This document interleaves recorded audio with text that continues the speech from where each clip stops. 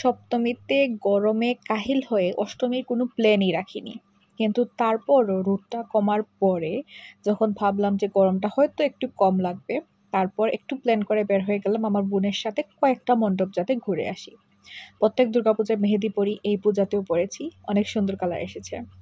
তো যাই হোক, বিকালের দিকে একটু জ্যাম ছিল যখন আমরা যাচ্ছিলাম, কিন্তু লাস্টের দিকে যখন ব্যাক করি তখন কিন্তু তেমন একটা জ্যামও ছিল না। তো সব কিছু ভালোই ছিল। এরপর আমার ফোন অনেক দিন থেকে অনেক স্লো চার্জিং হচ্ছিল, এর জন্য একটা কেবল নিলাম আগে, এবং এরপর একটু চা break, because of course why not. যাই হোক, এজন্য আসলাম রাজবাড়িতে, জিন্দাবাজার, যেটা আগে ছিল ভোজন বাড়ি। তখনের চাটা অনেক পছন্দের ছিল আমাদের, এখনেরও আছে। অনেকের হয়তো এই কম্বিনেশনটা ভালো লাগবে, অনেকের হয়তো নাও লাগতে পারে, অড লাগতে পারে, বাট এটা আমাদের ফ্যামিলিতে হিট একটা জিনিস, চায়ের সাথে পরোটা। তো যাই হোক, এটা আমার বোনের অনেক পছন্দ, তো গিয়ে ওইটাই নিলাম আমরা। আমার জাস্ট ইমাজিন হরি রেস্টুরেন্ট আইলে আর গল হয়ে আইলে আমরা উঠানো যাই না। এর পাশেই ছিল উঠান রেস্টুরেন্টের সামনে যে পানের দোকানটা, ওইটা কিন্তু পানটা একদম ভালো ছিল না, মিষ্টি পান, আমাদের একদম ভালো লাগেনি। কিন্তু যাই হোক, মুখে দেওয়ার সাথে সাথে এটা আমাদেরকে ফেলে দিতে হয়েছিল। এরপর একটা একটা করে যতগুলো পারি আমরা প্যান্ডেল হপিং করতে থাকলাম। কিন্তু গরমে এত বাজে অবস্থা ছিল, যত জায়গায় যাচ্ছিলাম আমরা শুধু লিটারালি টিস্যু টিস্যু টিস্যু করছিলাম।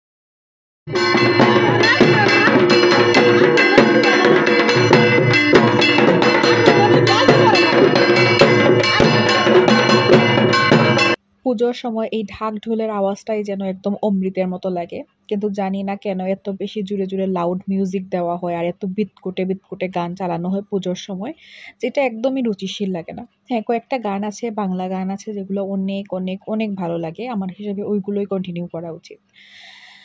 সিলেটের প্রত্যেকটি মণ্ডপের ডেকোরেশনই অনেক ইউনিক, একটা আরেকটার থেকে অনেক আলাদা, অনেক সুন্দর, এবং প্রত্যেকটা মণ্ডপ ঘুরে দেখতে অনেক ভালো লাগে।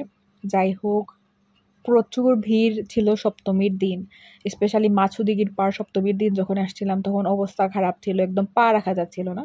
কিন্তু অষ্টমীতে তেমন একটা ভিড় নেই, কিন্তু গরম তবুও ছিল প্রচুর। আমার মনে হয় আজ সবাই চলে গেছিল বাইরে, টাউনের বাইরে পুজো দেখতে, এজন্য টাউনটা অনেকটাই ফাঁকা ছিল, তেমন একটা যানজটও ছিল না, গাড়িও পাওয়া যাচ্ছিল সহজে।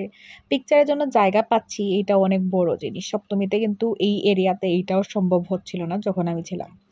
যাই হোক, এরকম করে করে লাস্টের দিকে মাছুদিঘির পাড় দেখে, তারপরে হচ্ছে আরও দু একটা মণ্ডপ দেখে আমাদের আর পারছিলাম না।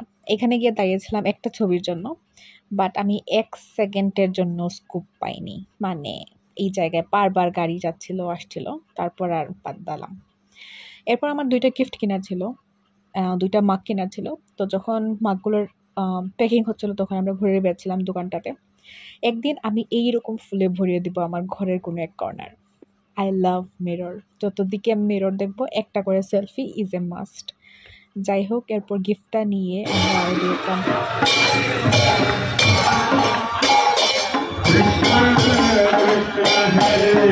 এরপর চলে এলাম মাছুদিঘির পাড়। মানুষজন অনেক কম ছিলেন এবং একদম শান্তিমতো ঘুরে ঘুরে পুজো দেখা যাচ্ছিল, অনেক সুন্দর। মাছুদিঘির পাড় প্রত্যেকবারই যাই, প্রত্যেকবারই অনেক ভালো লাগে, অনেক সুন্দর ডেকোরেশন, সব কিছু ভালো। আর মানুষজনও কম থাকায় ইচ্ছে মতো ছবি ভিডিও আমি নিতে পেরেছি, সবাই পিকচার তুলছিল। আমি জানি না এই গরমের মধ্যে কীভাবে মানুষরা শাড়ি টাড়ি পরে বের হয়েছিলেন, আমাদের তো জামা পরেই অবস্থা খারাপ। যাই হোক, অভ্যাস আছে হয়তো। আবার যখন লোকনাথ মন্দিরের সাইডে যে মণ্ডপটা বসে, ওইটাতে কিন্তু প্রচুর পরিমাণে ভিড় ছিল তখন, মেবি আরতি চলছিল বা পুজো কিছু একটা।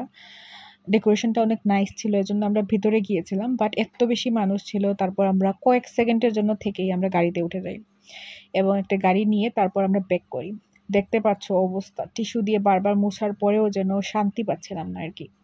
যাই হোক, কিন্তু তবুও অনেক ভালো লাগলো, ভালো হয়েছে বের হয়েছি। সপ্তমীতে তো একদমই কোনো ভ্লগ ভিডিও ছবি কিচ্ছুই হয়নি আমার। সিলেটের এটা আমার অনেক পছন্দের একটা রাস্তা।